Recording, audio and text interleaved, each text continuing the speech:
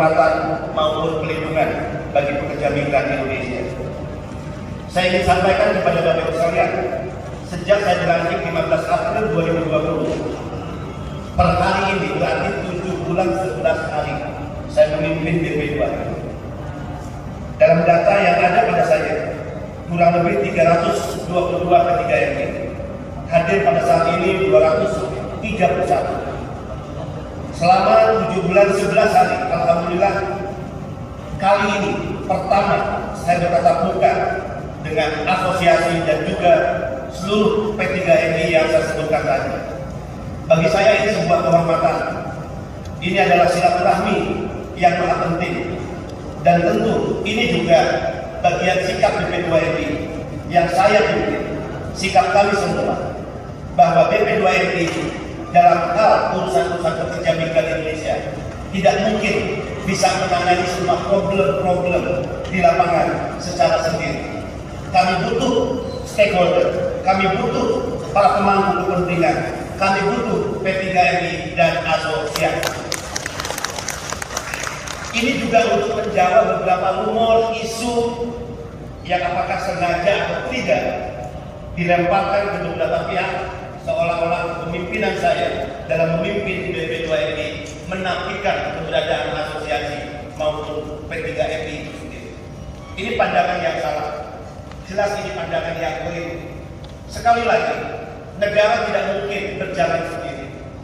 Negara BP2MI, baik Kementerian Ketenagakerjaan dan BP2MI, membutuhkan siapapun mereka yang tunduk pada undang-undang, siapapun mereka yang berorientasi pada merah putih dan republik, siapapun mereka yang memiliki empati dan peduli kepada pekerja migran Indonesia, maka kita tidak sekedar kawan, tapi kita adalah keluarga besar itu sendiri.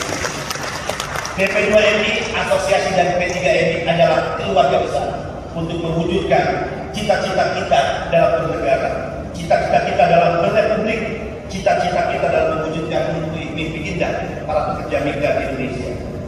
Saya tekankan di hadapan Bapak Ibu sekalian, TNI atau P3MI adalah mitra strategis pemerintah dalam hal perlindungan pekerja migran Indonesia dan keluarga. Kami menyadari pemerintah memiliki keterbatasan. Sebuah kemustahilan, sekali lagi, sebuah kemustahilan jika BP2MI bekerja sendiri. Maka yakin sebuah keniscayaan bahwa BP2MI dan P3MI harus sinergi dan kolaborasi, bekerja sama dan bersama-sama bekerja. Kami tentu memahami apa yang menjadi tujuan dari setiap perusahaan dalam hal penempatan pekerja migran Indonesia. Tidak mungkin di balik apa yang dikerjakan tidak berorientasi untuk mendapatkan keuntungan. Jadi tidak mungkin jika pengusaha tidak berpikir keuntungan. Yang keliru adalah jika menjadi anggota parlemen, menjadi pejabat pemerintah, menjadi menteri mencari keuntungan. Itu tidak hanya sekedar keliru, tapi benar ya dalam pandangan saya. Apalagi harus mencari keuntungan dengan cara-cara haram, mengambil hak orang lain, melakukan tindakan korupsi misalnya, yang menyakiti perasaan dan hati setiap rakyat Indonesia, dan itu merupakan pengkhianatan kepada negara dalam pandangan saya. Jadi jika pengusaha berorientasi mencari untung atas apa yang dia kerjakan, maka itu sebuah kewajaran.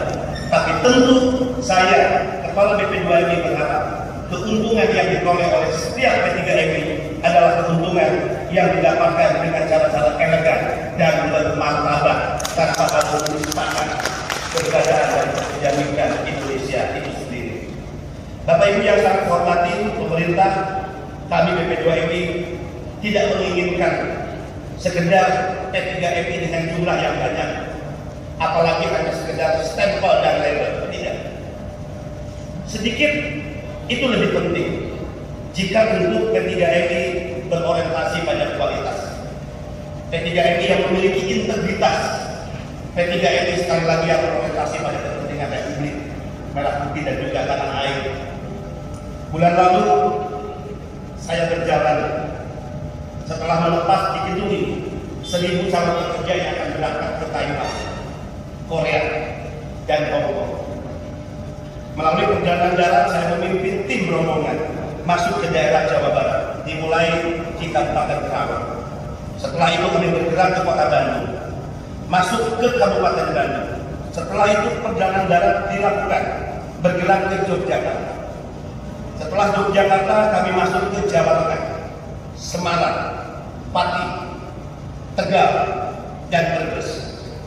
Banyak pengetahuan baru, banyak fakta-fakta empirik lapangan yang ini kemudian menjadi catatan penting kita semua, bahwa pemberangkatan pekerja migran Indonesia yang dilakukan secara ilegal, yang dilakukan oleh mereka yang saya menyebutnya mafia, yang saya menyebutnya sindikat, yang sindikat ini sebetulnya dari sisi kuantitas adalah jumlah yang kecil, tapi kenapa dia memiliki kekuatan yang unreachable, yang sulit disentuh? Maaf sekali lagi, saya orang yang tidak terbiasa berbahasa basi. Sindikat ini adalah pemilik modal yang dibackingi oleh oknum TNI, oknum Polri, oknum keimigrasian, oknum ketenagakerjaan, oknum kedutaan besar, dan saya yakin juga melibatkan oknum-oknum di badan yang saya pimpin, BP2MI. Kalau kejahatan yang dilakukan oleh sindikat ini adalah kejahatan yang sangat sistematis dan terorganisir, ini adalah kejahatan yang luar biasa, maka kita harus menghadapinya dengan cara-cara yang luar biasa. Karena kebenaran yang tidak terorganisir akan selalu dikalahkan oleh kejahatan yang terorganisir. Saya percaya, saya sedang berhadapan dengan P3MI yang tentu jauh untuk dituduh bagian dari sindikat kejahatan itu. Saya yakin dan percaya saya sedang berhadapan dengan orang-orang baik, pemilik P3MI yang selama ini tegak lurus, patuh kepada undang-undang dan menempatkan pekerja migran Indonesia secara benar. Saya percaya, saya yakin. Sehingga itulah saya pernah didatangi oleh berbagai pihak, para P3MI, Pak Kepala Badan. Kami ingin minta klarifikasi, apakah benar Pak Kepala Badan sedang memusuhi P3MI? Saya katakan tidak.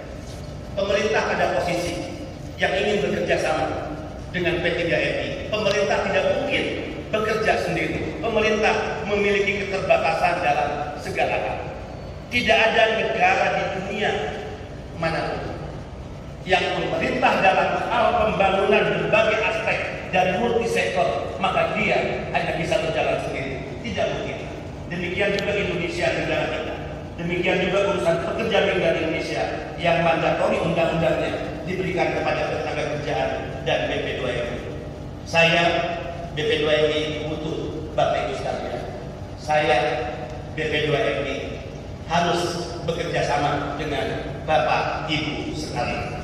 Bapak Ibu sekalian adalah orang-orang penting bagi pemerintah dan P3MI.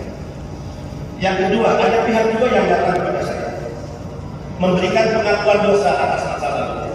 Pak Kepala Badan, saya adalah bagian yang terlibat dalam sindikat itu di masa lalu.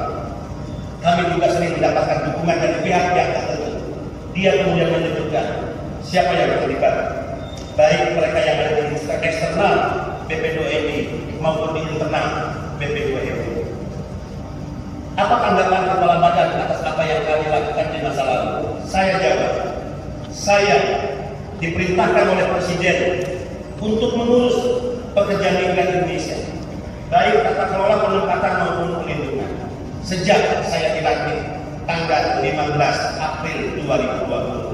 Saya Benny Ramdhani tidak akan menghabiskan energi saya untuk mengurus masalah-masalah masa lalu, kecuali akan bicara ke depan sejak saya tidak.